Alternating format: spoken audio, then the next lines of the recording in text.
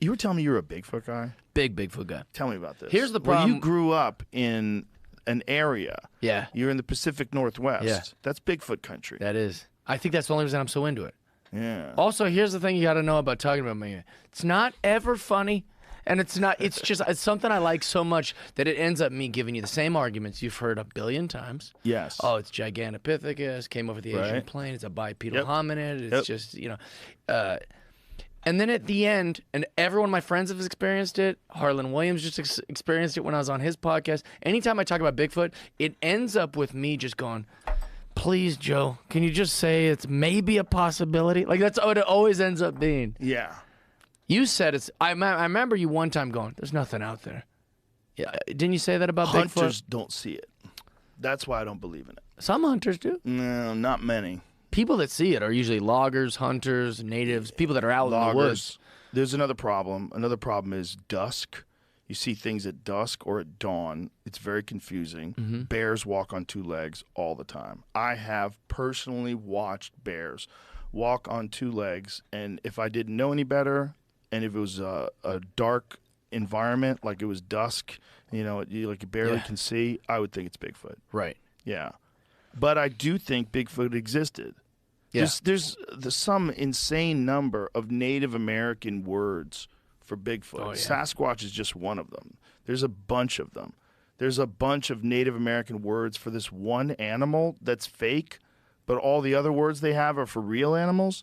They don't have a bunch of dragons. They don't have like mythical creatures in Native American mythology, but they do have this one giant man thing that definitely existed. At some point. At 100%, Gigantopithecus was a real animal. It was 8 to 10 feet tall, bipedal hominid. It was a huge gorilla-looking primate that died off somewhere around 100,000 years ago, but they don't know really for sure. 100,000? Yeah, but they don't know for sure.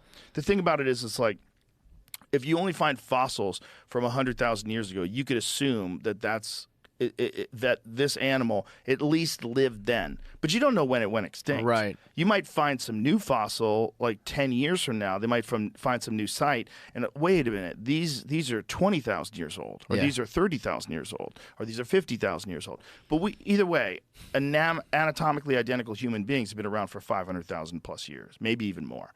So, or similar human beings. So then we definitely interacted with them. Yeah. Or they were around when we were around. I think they're still around. I think there's hundreds, maybe thousands of them. That's what I believe. I think they're in caves or something. Or maybe it's... You know what the problem with that is? What? They're too big. The amount of food that they would need to eat, you'd have to be grazing all day long. See, if you're Bigfoot... Posted in the Journal of Zoology this month. If it's there, could it be a bear? They're saying it's black bear, American black bear. Yeah, American black bear that stands up. But even little kids would know the difference between a monkey and a bear. No. First of all, let me tell you something.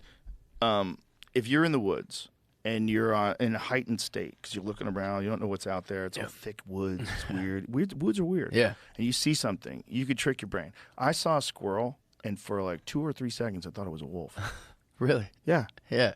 That's real. Wolf? That's real between here. I'm seeing something moving in between thick trees, and I see gray fur. I'm like, oh my God, is that a wolf? Yeah. Because there's wolves out there. Right. I'm in Canada. I'm like, oh no, it's a fucking squirrel. What the fuck is wrong with me? What the fuck is wrong with me? Shoot it.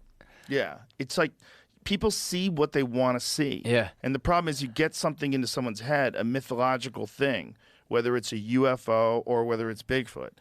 I think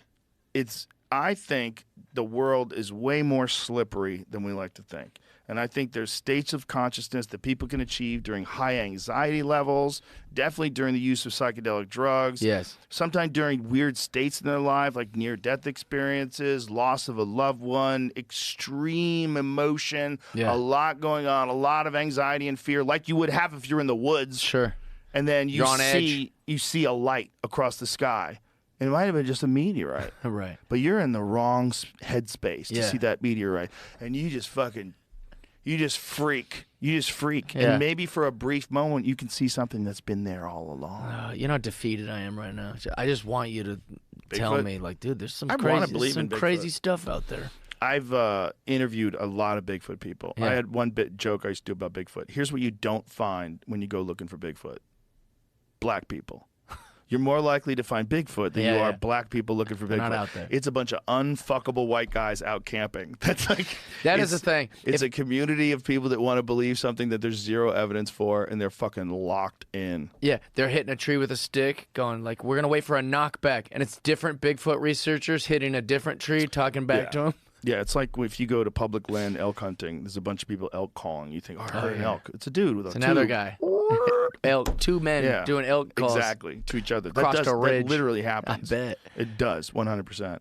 It's one of those things where I wish it was real. I Me wish too. Bigfoot was real. Bobcat Goldthwait believes. Yeah, he loves it. He's all in. Did you ever watch Willow Creek? I didn't piss me off because at the end it turns out to be, I'm gonna spoil the Willow Creek, but at the end it's just a bunch of like hillbillies out there killing and blaming it on Bigfoot. Basically, that's like the end is Wait a like minute. Which one are you talking about? You don't really. There's no Goldthwait's Bigfoot movie. I think that's what the end is. That like it's just some crazy people that live in the woods. It's not really a Bigfoot. Is that true? I think that's the end of Willow Creek. I don't remember how it ends. Because they kind of have this one kind of like Blair Witch like shot, and it's just a bunch of mountain people, which is the scariest thing you'll find in the woods. People. Well, that's that. People that want to be off that grid. People that documentary Sasquatch. Did you ever see that? It's like a documentary series. Yeah, and it turns out just to be the cartel. Yeah. Not the cartel, but like weed people. Weed people killing other. Blaming it on a Bigfoot, framing it to look like a Bigfoot's out there. Yeah. Yeah, they killed somebody, and apparently when marijuana was, when they were growing it up there, these hippies started arming themselves. Yeah. And then they had rival gang wars with people that would come in and try to steal their crop. And Sure. so they started shooting at each other and killing each other. Yeah. That's what that's all about. Or also like, some cute girl that's like, oh, I'm going to clip weed all summer and make $5,000 and hang out with other potheads who you don't realize how terrible that job is. Well, you're involved go in missing. an illegal business. Yeah. And the cartel's in that business.